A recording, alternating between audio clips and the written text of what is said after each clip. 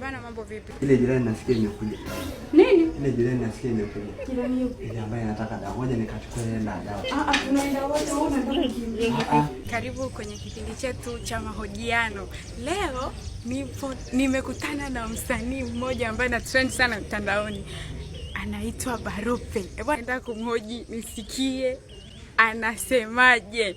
Bana, mambo vipi? Leo niko na Masai. Leo nataka kujua siri kwa nini Masai anafanya kazi ya ulinzi. Masai wengi wapo hapa mjini wanafanya kazi ya ulinzi. Mpendwa mtazamaji, tulia hapo hapo.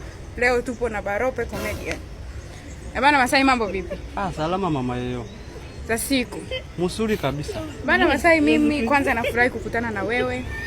Na nakufuatilia kwenye mtandao na kuona kazi zako ni nzuri sana.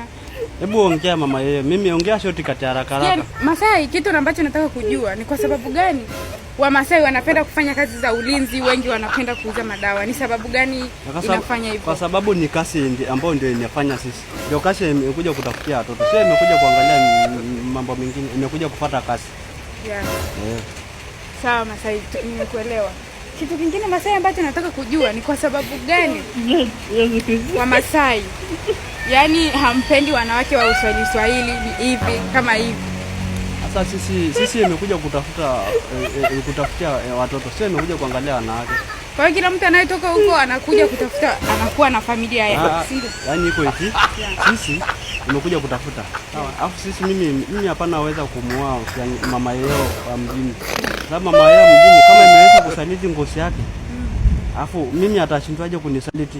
Yaani inechubua kabisa mpaka imekuwa. Yaani inemsidi hata msungu. Sasa kama ameweza kusaliti ngozi yake, mimi inashindwaje kumsaliti?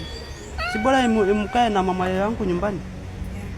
Kwa hiyo mimi hapana kuhoji mimi hapana kutaka kujua kabisa. Bwana, kitu kilichokuwa kinanisumbua ni hicho tu Masai. Nashukuru sana pia na mimi nimejifunza kwa wewe